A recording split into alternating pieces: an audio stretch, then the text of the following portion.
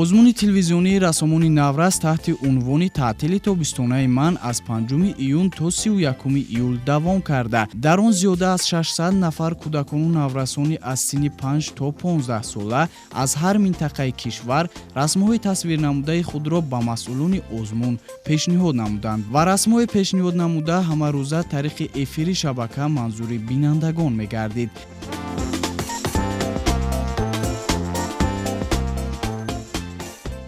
инак ҳамаи иштирокчиён ба осорхонаи миллӣ даъват шуданд.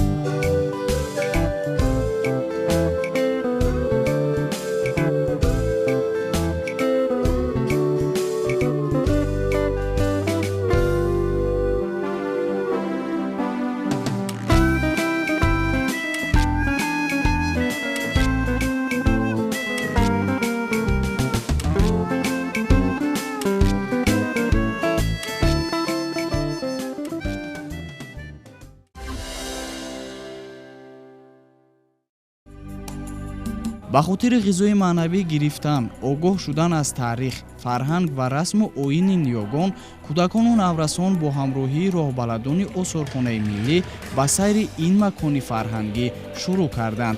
Осорхона дорои 5 маҳзани нигаҳдории ёдгориҳои таърихӣ, 12 ҳуҷра барои омӯзишгоҳ ва тармиму барқарорсозии ёдгориҳои таърихиву фарҳангӣ мебошад.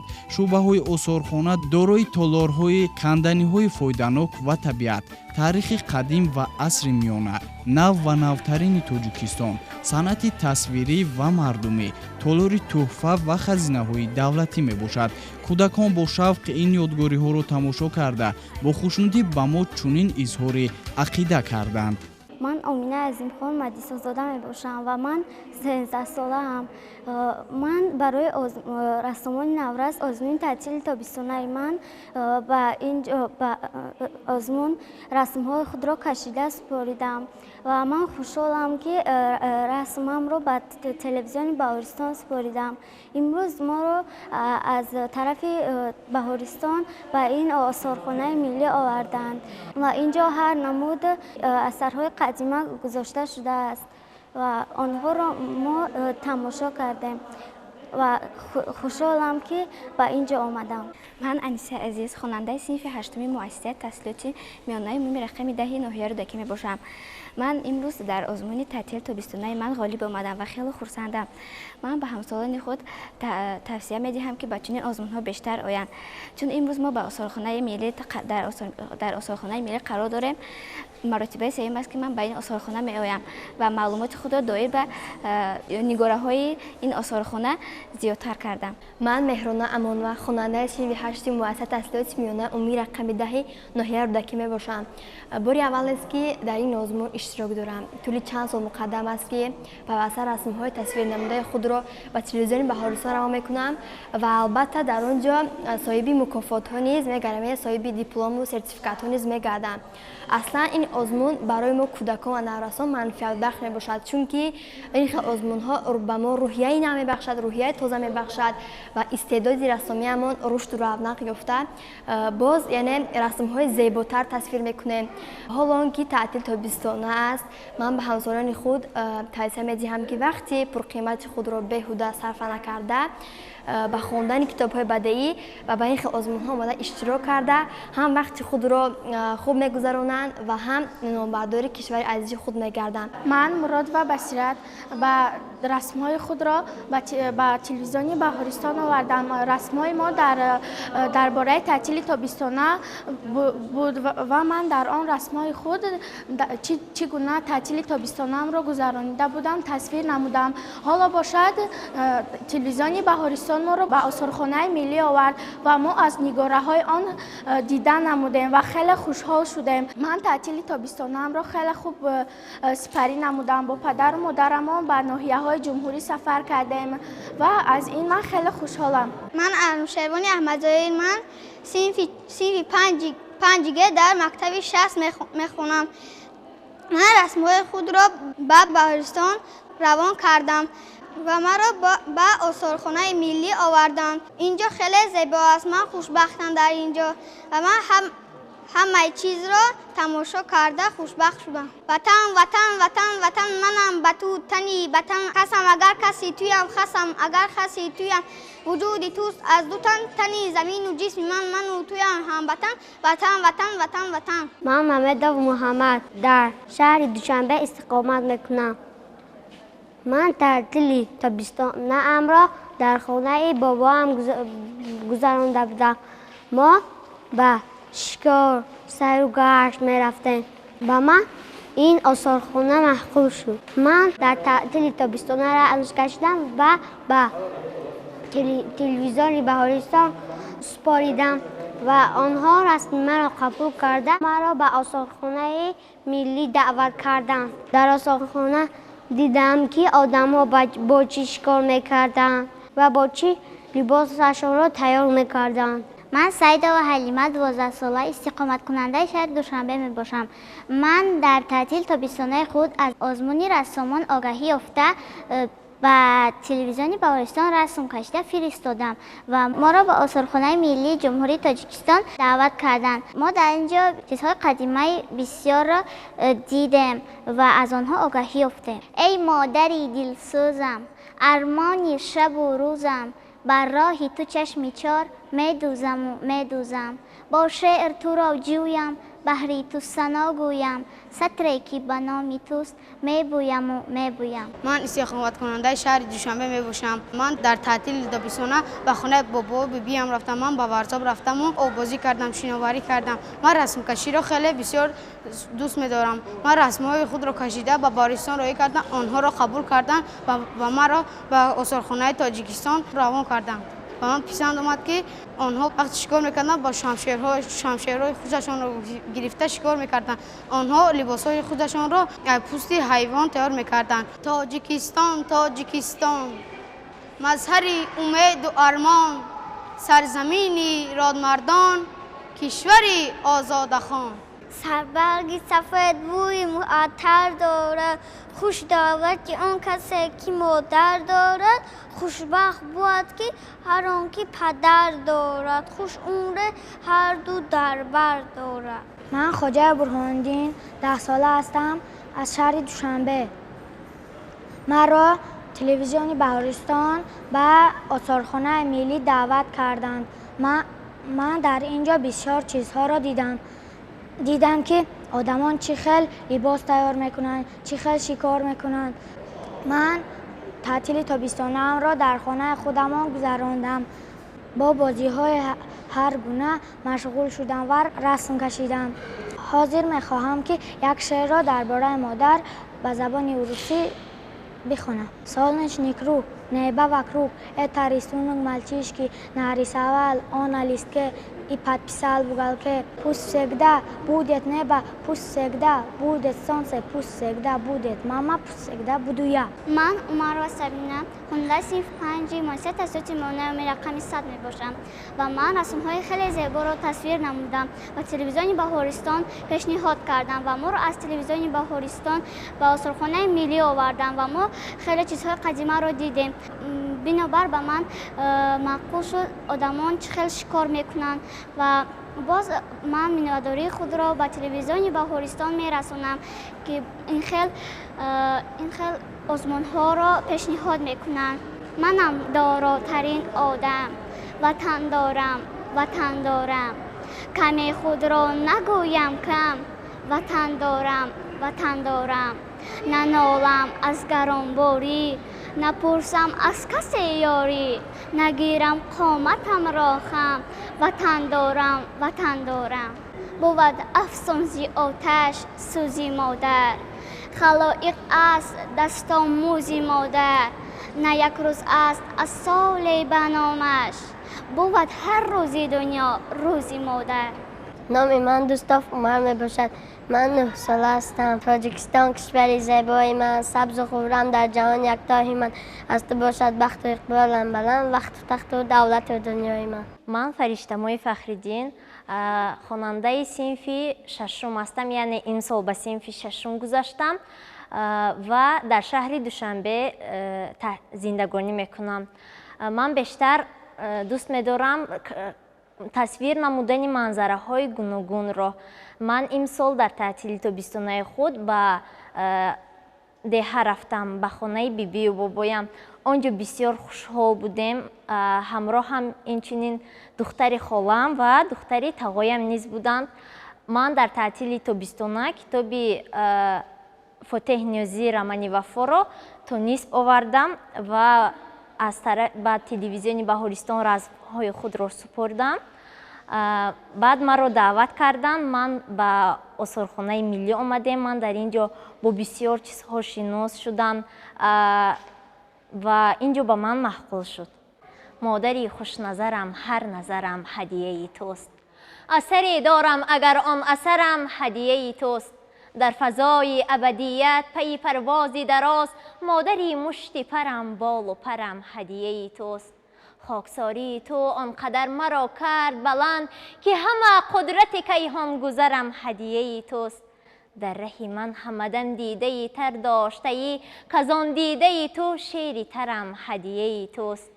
من به جای تویم ای مادری برجا مانده، دیده تری شب ناگذرم هدیه توست. عقل تو کوته گفت اگر کسی کوتهی کرد، چون تکاپوی رهی دورترم هدیه توست. پا شکسته همه خوانند زن و مادر را، من گواهم که زی پا تا به سرم هدیه توست.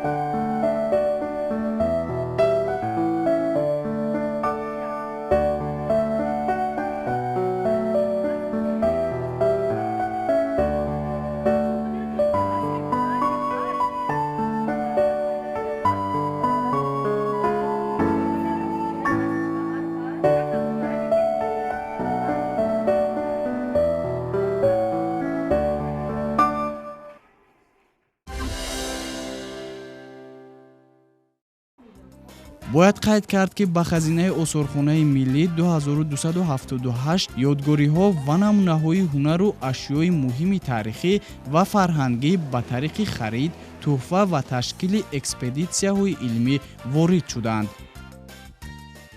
آثارخانه ملی تاجیکستان یکی از دستاوردهای زمان صاحب استقلالی کشور به حساب می‌رود و خوشبختانه امروز در برابر دیگر تماشابینان اشتراکچیان آزمون جمهوریوی رسامان نورسی که با تشبث مؤسسه دولتی تلویزیون کودکان نورسان بهارستان راه اندازی کرده است. اشتراکچیان و غالبان این آزمون در دایره این آزمون از این مؤسسه فرهنگی دیدن می‌نمایند. باز ذکر نمود که راهبلدان آثارخانه ملی تاجیکستان با سطح بلند کسبی کوشش نمودند که اشتراکچیان و غالبان این آزمون را با تاریخ و فرهنگ ملت کهن‌بنیاد تاجیک شناس نمایند و در این تالارها این نورسان وابسته به طبیعت انیق‌ترش اوید به کندن‌های فایده‌ناک، اقلیم، آب و هوا، نباتات و حیوانات، پرورشگاه و ممنوعگاه‌های جمهوری تاجیکستان معلومات گرفتند. در شعبه تاریخ باستان و اثرهای میانه باشد شروع از عصر سنگ دوره به دوره اوید به دوران یعنی که اولین آیین یکتاپرستی دینی زردشتی، تالار هخامنشی‌ها، بعداً تالارهای بعدی میشد ساسانیان، پنجکند قدیم، بونجیکت، یکی از یادگاری‌های مشهوری حدود امروزه تاجیکستان در بدوی جنتیپا در آشیانه دوم باشد وابسته به تاریخ اولین دولت متمرکز خلق تاجیک دولت سامانیان و بعداً با دیگر تالارها شناس گردیدند. در تالارهای شعبه تاریخ نو و نوترین باشد وابسته به دستاوردهای زمان صاحب‌استقلالی کشور از جمله در سمت فرهنگ، اقتصاد، تجارت، سیاست و دیگر پهلوها با آنها معلومات واضح رسانیده شد.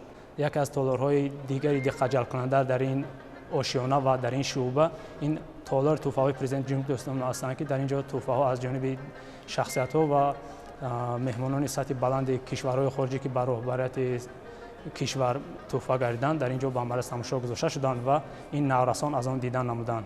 در شعبه صنعت تصویری و عملی باشد در اینجا مصوره ها، هنرهای کنده‌کاری در روی چوب، کندل و دیگر نمونه‌های هنرهای مردم خلق تاجیک به عمل تماشا گذاشته شدند که نورسانی که در این آزمون اشتراک کردند و امروز در دایره این آزمون از این آثارخانه دیدن نمودند با این یعنی که میراث نیاگان خود از نزدیکی آشنایی پیدا نمودند و کمی نچونی فکر می‌نمایند که این نسل نورس که امروز آنها در یک آزمون جمهوریوی وابسته به رسامی اشتراک نمودند میتوان گفت که اینها در آینده نسل‌های با وجود میاد که شاید که محصول دست آنها یعنی که مصوره‌های آنها در آینده در این تالارهای اکسپوزیونی آثارخانه ملی تاجیکستان به عمل تماشا گذاشته شوند.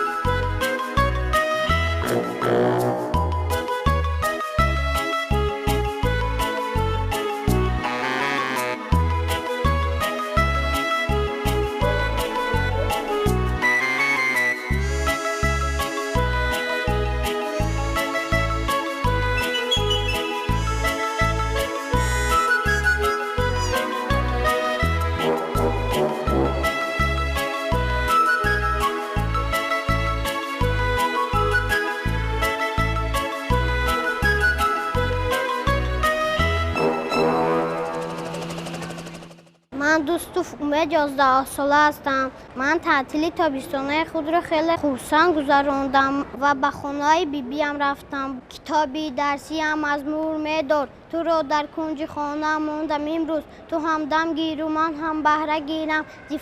فصل تابستانی فیروز تمام سال بودی همراهی من و مثل دوستانی غمگساره و من آمد هرگاه مشکلی پیش شتابیدی همیشه بهری یاری بخواندم سرتایت حرف به حرف و چشمم روی عالم را کشادی. اگر من خواهم بوده پخته کرده کلید علم بر دستم بدادی. کتابی درسی هم از مور میداد که من باید کتابی نو بخوانم. کنون گشته از تو به 1 سال تو را بر دادران خود بمانم. من خلیقه و اهدیه 14 سالت از شهر دوشنبه میباشم. من تعطیل تابستانه خود را و هر هفته تعطیل تابستانه خود را در خانه بابای بیبیم گذراندم. آنجا به من خیلی معقول شد و من از منظرهای آنجا بسیار رسم‌ها را تصویر نمودم و اینچنین به تلویزیونی بهارستان آوردم و آنها مرا به آثارخانه ملی دعوت نمودند و آثارخانه ملی به من خیلی معقول شد. تاجیکستانی زیجان شیرین ترم тоҷикистони ҷавону дилбарам, мисли тифле дӯст медорам туро, аз ту ояд бӯи шири модарам. Дӯст дорам халқи кӯдасти туро, чашмаҳову руди пуршасти туро. дӯст дорам ҳар ниҳоли сабзи ту, ҳам бадафшон, ҳам зарафшони туро. ман Қудратов Саноат 12-сола аз шаҳри Душанбе. ман расмоямро кашида ба телевизори Баҳористон равон кардам. моро ба осорхонаи миллӣ даъват карда. дар ин ҷо хеле чизҳои шавқоваре ҳастанд. ватан ватан сиришти ман, бақову сарнавишти ман, замину зардуишти ман, биҳишти ман, биҳишти ман. من خالقا آمینه 11 سالم از شهر دوشنبه. من در تعطیل تابستانه رس کشیده به تلویزیون بهارستان بودم. دوشنبه پایتخت تاجیکان است، به زیبایی نکم از بوستان است. درختان سوی گردون سر کشیده به زیری هر یک روان است. به بالایی سری زیب عروسان شبیه چتر همسایبان است. نهان در شاخ اندام لبان ولیکن خانشی آنها عیان است. برای دیدن یاری عزیزش گاهی مغرور و گاهی در فغان است. کسی این بلبلی خوشخوان ببیند به خود گوید که شاهی عاشقان است. ایا تاجیکستانی آزادی من، امیدی دل و خاطری شادی من، چه فرزند تو حاضریم بر دفاع و حفظ تو جان را نمایم فدا. من خالقا گلنازه در ناحیه فیض‌آباد زندگی میکنم. من 12 ساله می باشم و رستکشی رو خیلی دوست می‌دارم. در تعطیل تابستانه من به هر جا سفر کردم. مثال به خانه بیبیم رفتم و به این آثارخانه آمدم. من از آمدنم خیلی خرسندم. تاجیکستان تاجیکستان میکنم شکری کم و بسیاری تو، میکنم شکرانه از آزاری تو. از تو من سرور نمیخواهم، وطن هستی بس است، با خس و خارت برابر زندگی کردن بس است. من اسای و شکرانه بانو هستم. من خیلی خرسندم که در این آزمون اشتراک کردم. میخوام برای ما کودکان و نوجوانان این گونه آزمون ها بسیار شود و من برای رسم کشی مادرم خیلی کمک میرساند و من بعد از یاری مادرم یاد گرفتم. من مدلیف رحمت‌الله در مکتب رقم 43 تحصیل میکنم. من از این آزمون‌ها خوشحال هستم که بهارستان ما را دعوت کرده است و مینداری خودم را به بهارستان میرسانم. وطن سر می شود از گهواره ز شیر پاک و از پستان مادر. وطن سر می شود از آن تواره که آن را ساخته دستان مادر. وطن بهبودی و بهروزی ماست، وطن خوشنامی و فیروزی ماست. تاجیکستانی ز جان شیرین ترم، تاجیکستان و جوان و دلبرم، مثل طفل دوست می دارم تو را، از تو آید بوی شیری مادرم. من نازنین امان‌الله میباشم. در صنف 5A مؤسسه تحصیلات میانه عمومی رقم 1 ناحیه شاه منصور تحصیل میکنم. من طول 1 سال میباشد که در تلویزیون بهارستان رسم‌های خود را آورده معرفی میکنم. من میثاق رمزالدین در مکتب 24 میخوانم. صنف 5 میباشم و در آزمون رسمی اشتراک کردم. رسمای خودم را پیشنهاد کردم. امروز ما را به آثارخانه آوردن و ما بسیار چیزها را دیدیم. من فخرالدین زاده امینه در مکتب عمومی تحصیلات عمومی 71 میخوانم. من میخواهم که یک شعر را برای شما قرائت کنم.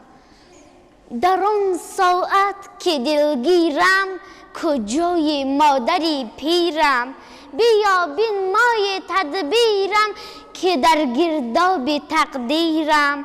سرم خواهد نوازش های دستانی تو را امروز، دلم خواهد نگاهی گرم چشمانی تو را امروز.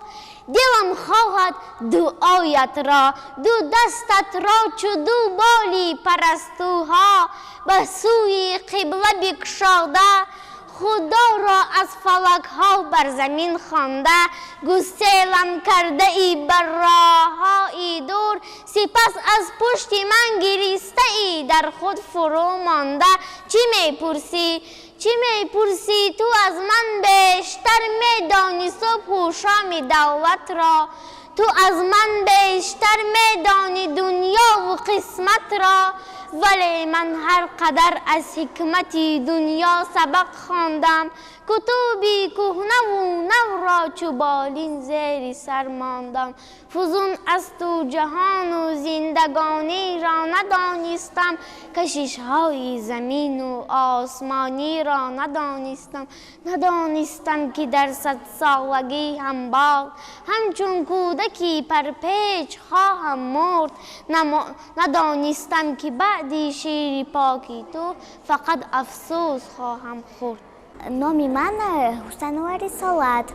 من در آزمون شرکت ورزیدم و غالب آمدم. ما را امروز به آثارخانه آوردند و چیزهای تاریخی را دیدم.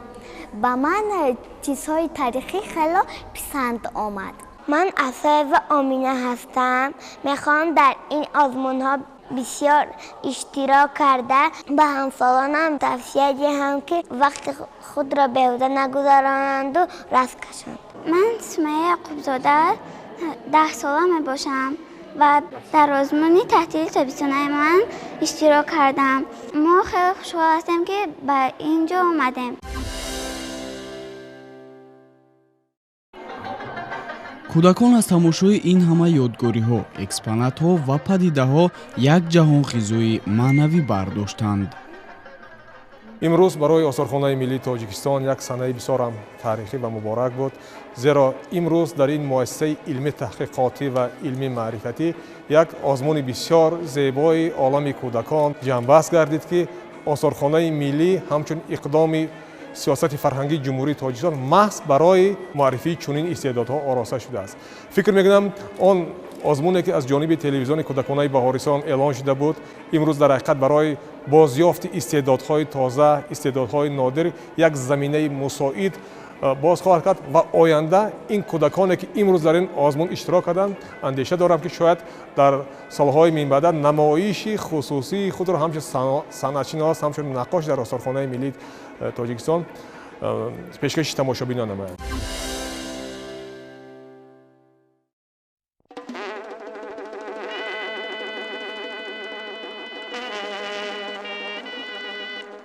дар озмуни расомони наврас ки телевизиони Баҳористон ҳамасола доир мегардонад, таъдоди зиёди кӯдакону наврасон иштирок карда расмҳои худро тариқи эфири шабака тамошо мекунанд.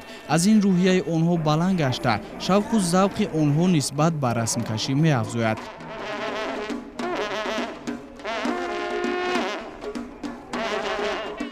Баҳористон ҳам тавонист ки тавассути чунин озмун чунин бозёфтҳои нодира пайдо намояд, ба онҳо минбари муаррифӣ омода намояд ва онҳоро ба тамошобинони дохилию хориҷӣ шинос намояд. фикр мекунам ки дар оянда низ баргузории чунин озмунҳо, чунин чорабиниҳои фарҳангӣ маърифатӣ аз фоида холӣ нахоҳад буд ва беҳтарин дарёфти ё худ беҳтарин натиҷаи ин озмун, ин намоиш, ин истеъдоди бозёфти истеъдодҳои нодир аст ва фикр мекунам ки дар оянда низ осорхонаи миллии тоҷикистон чунин ташаббусҳои наҷибу неки телевизиони кӯдаконаи Баҳористонро дастгирӣ мекунад ва дар ҳамкорӣ бо онҳо чунин маҳфилҳои зеборо бори дигар пешниҳоди тамошобинон хоҳад намуд.